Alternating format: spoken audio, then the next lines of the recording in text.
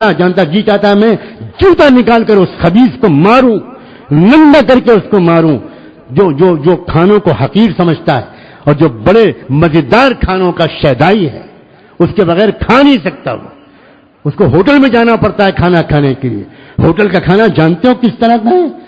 خدا کی قسم جب تک مجبوری کی ضرورت نہ ہو جب تک ہوٹل کا کھانا کھانا تبھی نیک لوگوں کا مزاج نہیں ہوتا. کیا لوگوں نے سمجھا ہے؟ کیا ہے دین؟ داڑھی رکھ لی، کرتا پاجامہ پہن لیا، سمجھ گئے کہ ہم بڑے دیندار ہو گئے. یہ تماشا ہے، تماشا.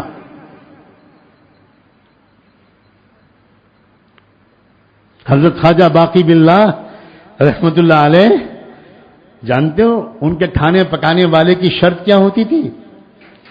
فرمایا کرتے تھے میں صرف اس شخص سے کھانا پکواتا ہوں جس کا دل ایک لمحے کے لیے اور جس کی زبان ایک لمحے کے لیے اللہ کی یاد سے غافل نہ ہوتی ہو، کیونکہ اس کے ہاتھ کے پکائے ہوئے کھانے سے دل میں نور اترتا ہے.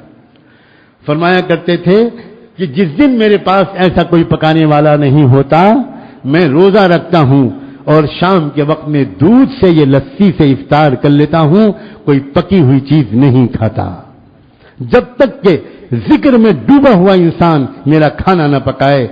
یہ تو مقام ہے ہمارے بزرگوں کا، اور ہم جا رہے ہیں کافروں، مشرکوں، ناپاکوں، جنوبیوں، بدکاروں اور فاسقوں اور فاجروں کے ہاتھ کے کھانا کھا کر، اور وہ بھی فاسٹ فوڈ کھا کر اور جنک فوڈ کھا کر اور چائنیز فوڈ کھا کر جس میں جیلیٹن ملی ہوئی ہوتی ہے، اور جیلیٹن حرام ہے، اس میں کوئی شک نہیں ہے، کوئی شک نہیں.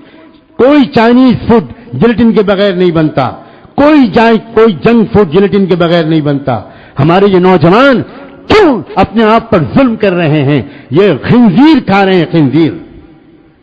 انہیں کچھ خبر نہیں. مزہ آ رہا ہے، ان کو مزہ آ رہا ہے. لا حول ولا قوت الا باللہ. ان کو نماز کی توفیق کیوں نہیں ملتی؟ ان کے فجر کی نماز آنکھ کیوں نہیں کھلتی؟ اللہ کہتا ہے فرشتوں سے سلا دو اس بدماش کو، اس کو میں اپنے سامنے کھڑا ہوا نہیں دیکھنا چاہتا. معجم کبیر طبرانی کی روایت ہے کہ تہجد کے موقع پر اللہ تعالیٰ اپنے کچھ فرشتوں کو بھیجتا ہے کچھ بندوں کے پاس، اس بندے کو جگا دو، اس بندے کو جگا دو، تہجد کا وقت آ گیا، میں اس کو اپنے سامنے کھڑا ہوا دیکھنا چاہتا ہوں. اور کچھ بندوں کے پاس فرشتوں کو بھیجتا ہے ان کو سنا دو، میں ان کا چہرہ نہیں دیکھنا چاہتا. تب تو تہجد سے آگے بڑھ کر میں کہہ رہا ہوں فجر کی نماز میں اٹھنے نہیں دیتے اللہ ان لوگوں کو جن کے پیٹ میں خبیث کھانا گھسا ہوا ہے، حرام کھانا گھسا ہوا ہے. بڑی بڑی دور تک کی کیا اثرات ہیں، سمجھنے کی کوشش کرو. کیوں دنیا میں رواج دیا جا رہا ہے پیپسی کولا کا؟ کیوں دنیا میں رواج دیا جا رہا ہے جنک فوڈ کا؟ کیوں دنیا میں رواج دیا جا رہا ہے میکڈونلڈ کا؟ کیوں دنیا میں رواج دیا جا رہا ہے؟ احمقوں، میں آج میں اپنے لہجے کو سخت ترین گزارنا چاہتا ہوں. او بیوقوفوں اور عقل کے دشمنوں، تم پڑھے لکھے سمجھتے ہو اپنے آپ کو؟ تم ایک نیٹ پر جا کر پیپسی کا فارمولا نہیں پڑھ سکتے؟ تم جا کر میکڈونلڈ پر ریسرچ نہیں کر سکتے؟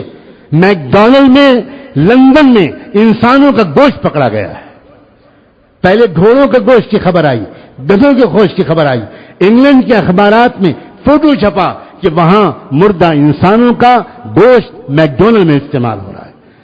اور صرف گوشت استعمال نہیں ہو رہا، آپ لوگوں کو خبر نہیں ہے کون کون سے کیمیکلز ہوتے ہیں جن کیمیکلز کے اندر ایک بغاوت کا مزاج پیدا ہوتا ہے، اس سے بغاوت کا مزاج پیدا ہوتا ہے، نفرت کا، ریوولٹ کا، بڑوں کے خلاف کی بات کے نہ ماننے کا مزاج پیدا ہوتا ہے. یہ سائنٹیفک ریسرچ ہے.